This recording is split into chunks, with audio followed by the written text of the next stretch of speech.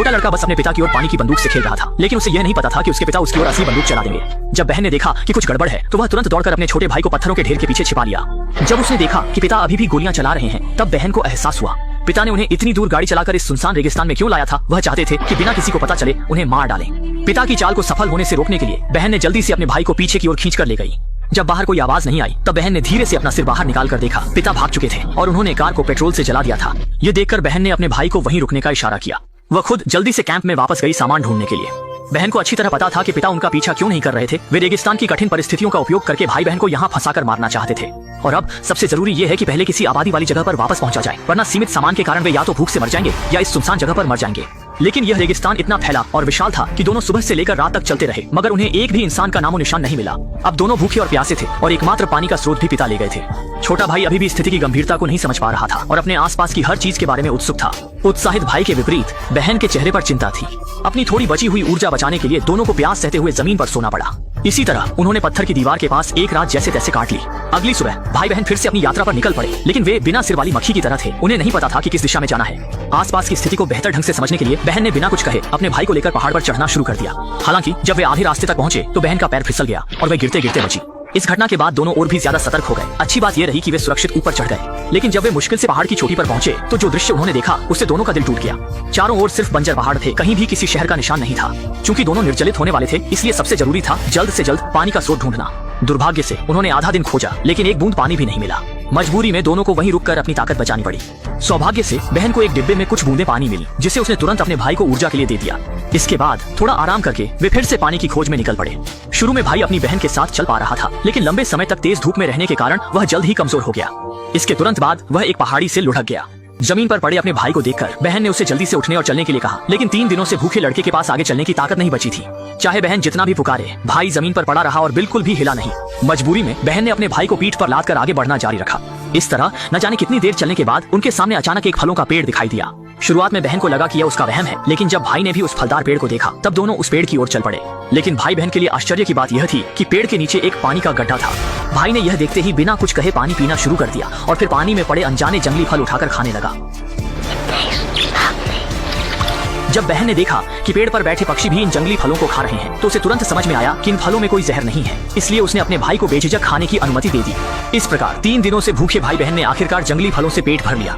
इसके बाद दोनों ने अच्छी तरह से नहाया और खाने पीने के बाद वे इस फलदार पेड़ के नीचे आराम से सो गए। लेकिन जब वे अगले दिन सोकर उठे तो उनके सामने का दृश्य उन्हें हैरान कर गया।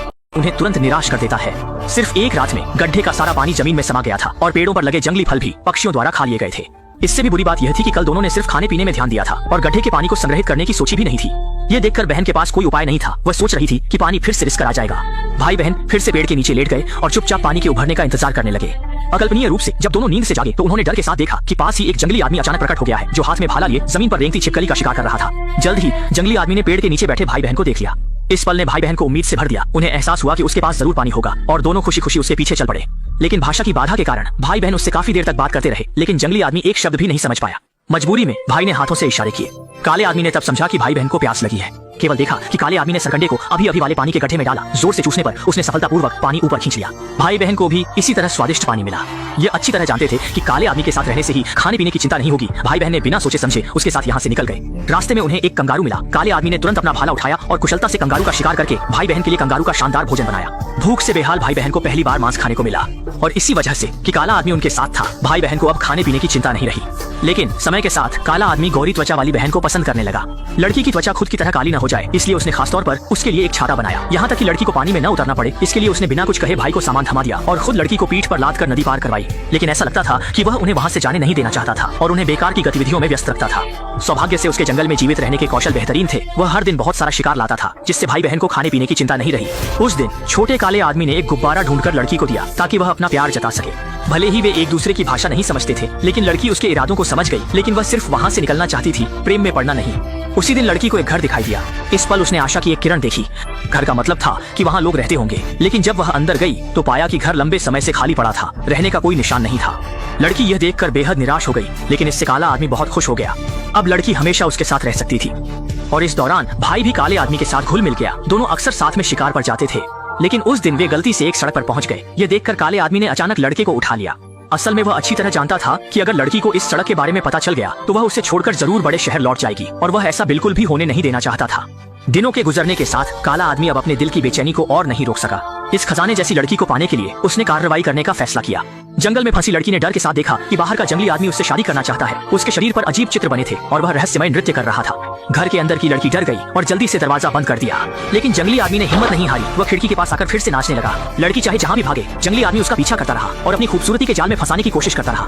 देखते हुए कि लड़की अभी उसकी तरफ ध्यान नहीं दे रही है, जंगली आदमी ने फिर से 2 गुलदस्ते तोड़े और अजीब अजीब हरकतें करते हुए प्रेम निवेदन जारी रखा। मजबूरी में लड़की को कोने में छिपना पड़ा। सोचा कि न देखेगी तो परेशानी नहीं होगी। अचानक इस समय दरवाजे पर दस्तक हुई। असल में भाई जल्दी जल्दी घर लौट आया था। बाहर के जंगली आदमी को देखकर भाई बिल्कुल हैरान था। यासा से पूछा कि छोटा काला आदमी क्या कर रहा है। बहन को समझाना पड़ा कि शायद वह नाचना पसंद करता है। बहन अच्छी तरह समझती थी कि छोटे काले आदमी के मन में उसके लिए क्या भावनाएं हैं, लेकिन इस तरह के आंखों को चुभने वाले प्रेम प्रदर्शन के सामने वह वास्तव में उसकी तारीफ नहीं। इसके अलावा वह बस बड़े शहर वापस जाना चाहती थी और किसी जंगली आदमी के साथ जीवन बिताने का बिल्कुल मन नहीं था। इसी तरह छोटा काला आदमी सुबह से लेकर रात तक नाचता रहा, यहाँ तक कि जब भाई ने उसे खाना दिया तब भी उसने स्वीकार नहीं किया, जब तक कि वह थक कर चूर नहीं हो गया। जब उसने देखा कि घर के अंदर की लड़की अभी भी प्रभावित नहीं हुई है, तब छोटे काले आदमी को एहसास हुआ कि लड़की उससे प्यार नहीं करती। दुख से भरा हुआ उसकी आंखों से दर्द के आंसू बहने लगे। उसे यह नहीं पता था कि उसका सच्चा प्यार आखिरकार गलत जगह पर था। लेकिन जब अगले दिन भाई बहन उठे तो उन्होंने देखा कि छोटा काला आदमी पेड़ पर फांसी लगाकर मर गया था। असल में प्रेम में असफल होने के बाद छोटे काले आदमी के पास इस दुनिया में जीने का कोई सामान नहीं बचा था, क्योंकि उसके कबीले में प्रेम में हारना बहुत ही शर्मनाक बात मानी जाती थी। अपने कबीले के लोगों द्वारा मजाक उड़ाए जाने से बचने के लिए उसने फांसी लगाकर आत्महत्या करने का फैसला किया। और कहानी के अंत में बहन अपने भाई के साथ सड़क पर आई और घर लौटने की यात्रा शुरू की।